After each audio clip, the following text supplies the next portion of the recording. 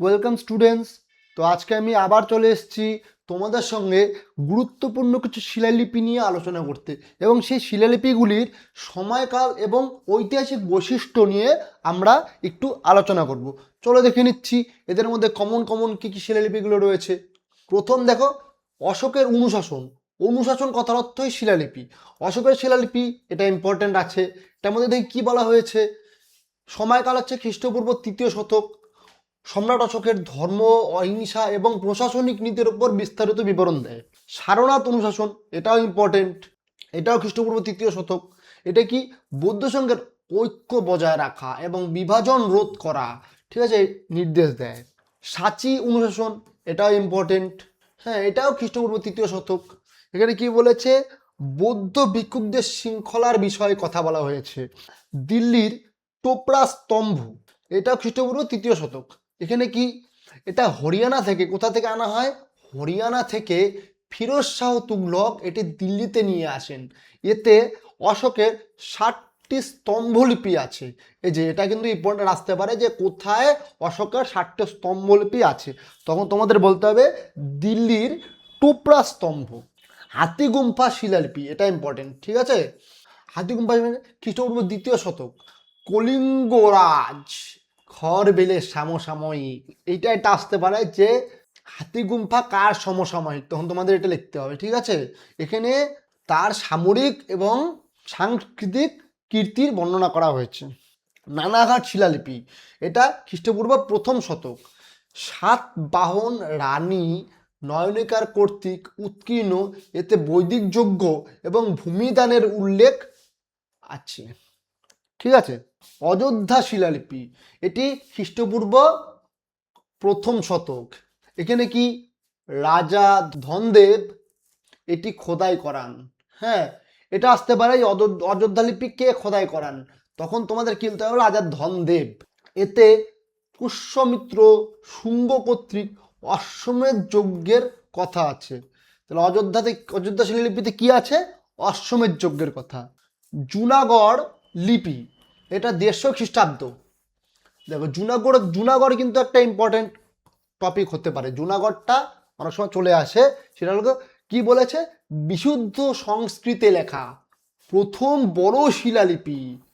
তা এটুকু আসতে পারে যে জুনাগড় শিলালিপি কোন ভাষায় লেখা আছে, সেটা কি হতে হবে? বিশুদ্ধ সংস্কৃত ভাষায় লেখা। এটি সুদর্শন হ্রদের সংস্কারের কথা জানায়। সুদর্শন হ্রদের সংস্কারের কথা জানায়। মথুরা শিলালিপি, এটি 2য় খ্রিস্ট শতক। হ্যাঁ, কুষাণ সম্রাট কনিষ্ক এবং হুবিস্কের সময়কালে ধর্মীয় অনুদান সম্পর্কে তথ্য দেয়, ঠিক আছে।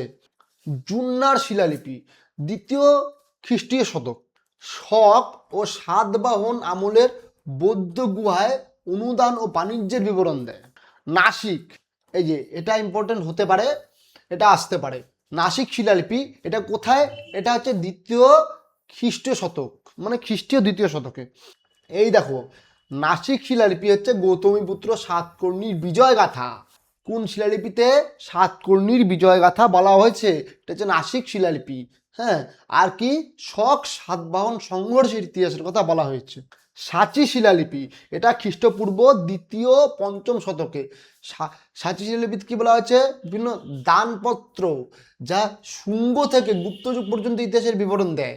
ভিতারি স্তম্ভলিপি, খ্রিস্টীয় 5ম শতকে সম্রাট স্কন্দগুপ্ত কর্তৃক হুনদের পরাজিত করার গৌরবময় কাহিনী বর্ণিত আছে। এই যে এটাতে এরকম করে প্রশ্ন দিতে পারে যে ভিতারি স্তম্ভলিপিতে কি বর্ণিত আছে, তখন তোমাদের বলতে হবে বা লিখতে হবে। এই অপশনটা যদি থাকে, এই অপশনটা রাইট হয়ে যাবে তখন। মান্দাসর বা যশ ধর্মন, 532 খ্রিস্টাব্দ।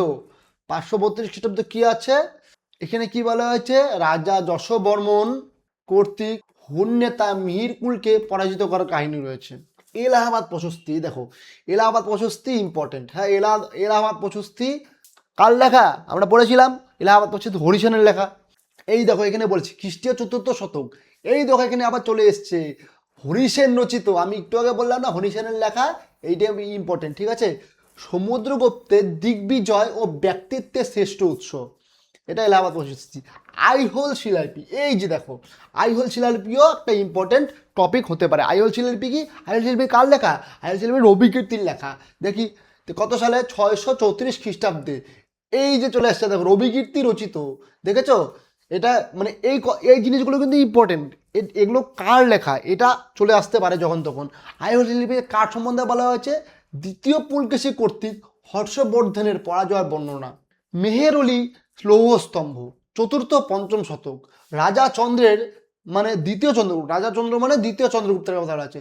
বিজয় এবং প্রাচীন ভারতের ধাতুবিদ্যার উৎকর্ষের প্রমাণ আছে। গোয়ালিয়র প্রশস্তি, এটা কি খ্রিস্টীয় নবম শতক।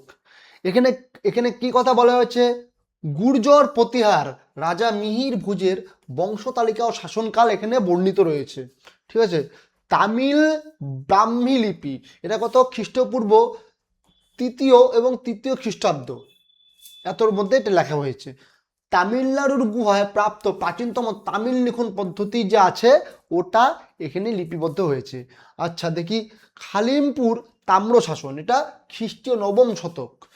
পাল রাজা ধর্মপালের শাসনকালে, এই যে এটা এরকম এই প্রশ্নটা আসতে পারে যে খালিমপুরের তাম্র শাসন যে শিলালিপিটা রয়েছে এটা কার শাসনকালে করা হয়েছে? এটা ধর্মপালের শাসনকালে সমসাময়িক। আচ্ছা, গোপালের রাজা হওয়ার প্রেক্ষাপট বর্ণনা করা হয়েছে।